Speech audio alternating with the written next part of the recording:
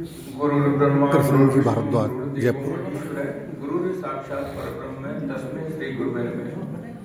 तो आप सभी को नमस्कार, मंचा सिंह सभी विद्वानों को प्रणाम।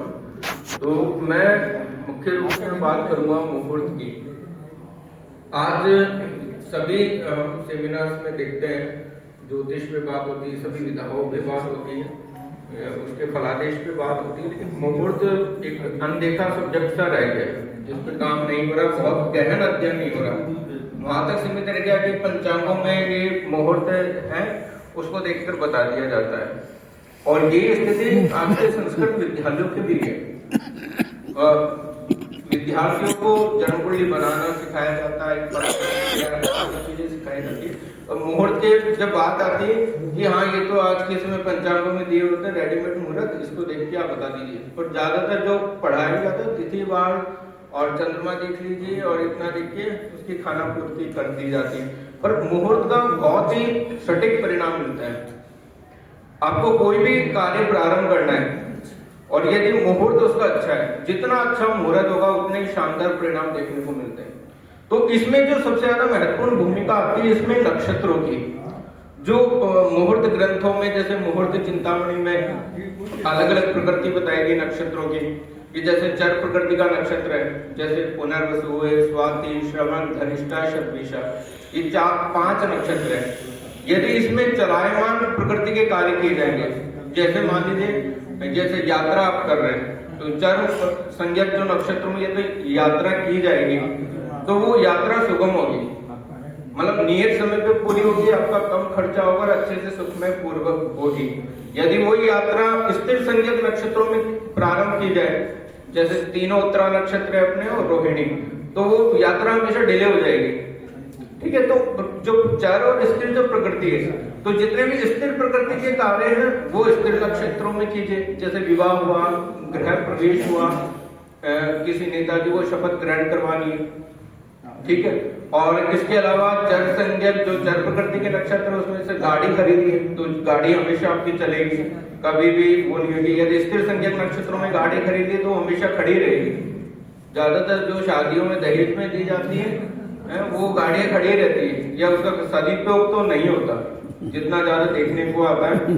तो बाकी इसके अलावा जो 4 नक्षत्र हो रहे हैं, ठीक है, जो बहुत अधिक उपयोगी चित्रा, मृगशिरा, अनुराधा और रेवती जो मृदु संज्ञक नक्षत्र है, तो उसमें अधिकतर कार्य सफल होते हैं, चाहे वो चर प्रकृति का हो या स्थिर प्रकृति का, क्योंकि वो मीडियम लेवल के आ जाते हैं। दोनों समान प्रकृति के उस गुणधर्म उनमें देखने को मिलते हैं।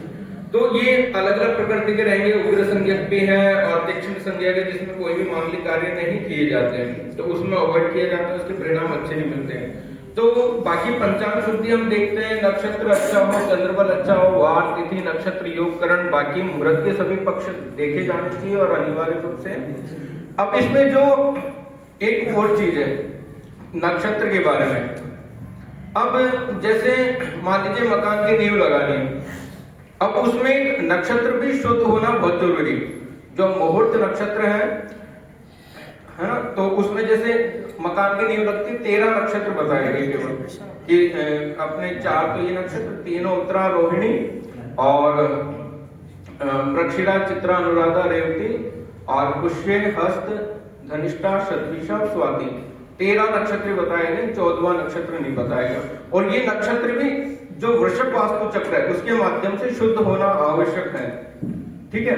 अब उसमें क्या होता है, आज के समय क्या सभी पंचांगों में तो उसमें नक्षत्र शुद्धि सहित भी मुहूर्त दिए जाते हैं और नक्षत्र शुद्धि रहित। अब जिन्होंने मुहूर्त का बहुत गहन अध्ययन नहीं किया, गहराई में जाके अध्ययन नहीं किया, वो तो देखते हैं हाँ इसमें पंचांग में मुहूर्त तो दे रखा है, इसमें कर लेते हैं या बता देते हैं।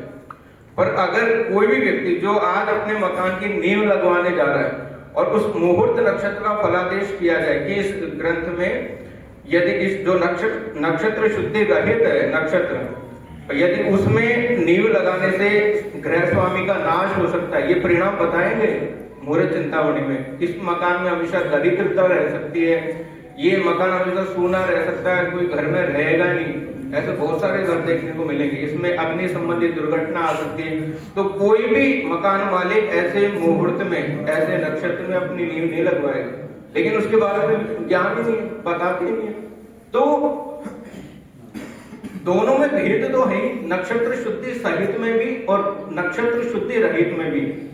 अगर ऐसा नहीं होता, भेद नहीं होता, तो ऋषियों को क्या आवश्यकता पड़ती ये मुहूर्त ग्रंथों में इसकी व्यवस्था देने की।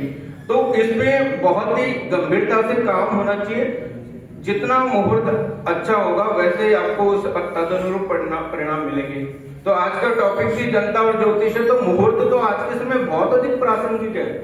जिस व्यक्ति की जन्म पत्रिका भी नहीं है, जिसको अपने जन्म समय का भी नहीं पता, पर वो मुहूर्त देख के कम से कम जो आगामी जो जीवन में कार्य करेगा, अपनी शादी करेगा, अपने मकान बनाएगा या जॉब ज्वाइन करेगा, मतलब डेली रूटीन में बहुत सारे कार्य होते हैं, इन्वेस्टमेंट करेगा, तो बहुत सारे कार्य हैं, गाड़ी खरीदेगा, मशीनरी लाएगा, व्यापार प्रारंभ करेगा, तो उसमें तो मुहूर्त उसके लिए बहुत आवश्यक है। तो इन सभी मुहूर्त के बाकी सभी पक्ष हैं, बहुत ही गंभीरता से अध्ययन करना चाहिए। तो नक्षत्र शुद्ध होना चाहिए। एक तो नक्षत्र वेद ये हमेशा कार्य को सफल नहीं होने देता, हमेशा कार्य में रुकावट लेके आएगा।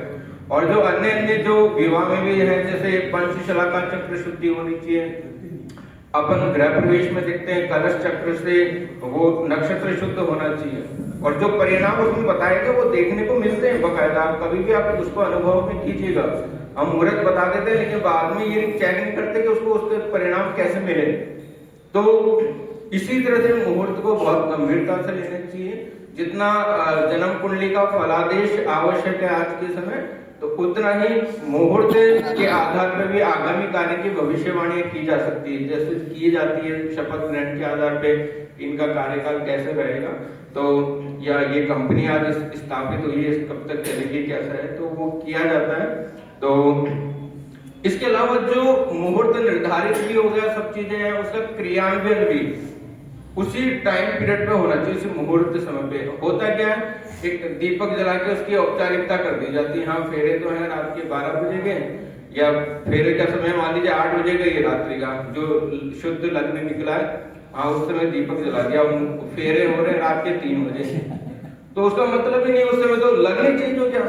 जो लग्न में शुभ ग्रह थे उस समय पाप ग्रह आ गए, अष्टम में पाप ग्रह आ गए, तो उसका कोई मतलब ही नहीं।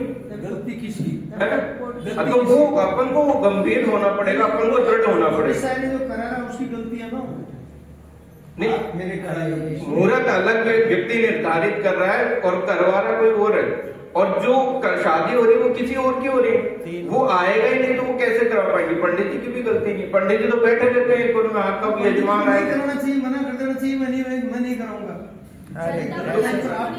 तो वही तो प्रयास रहना है। उसको तो पैसे लेने ना, तो कराएंगे पैसे लेने। वो मैं बात करूं मुहूर्त लग्न की, तो एक शक्तिशाली लग्न हो, अगर शक्तिशाली लग्न में यदि फेरे होंगे तो वो मुहूर्त जो विवाह होगा स्थायी प्रकृति का होगा। डाइवोर्स या अन्य जैसे जो अपन सुनने को मिलते हैं वो नहीं हो पाएगा। तो वो दृढ़ता हमें अपने अंदर लेके आनी है, और जो लग्न है उसी समय पे उसका इम्प्लीमेंट होना चाहिए। मुहूर्त निर्धारित करने से कुछ नहीं होता, और ये हम कहना सीखे।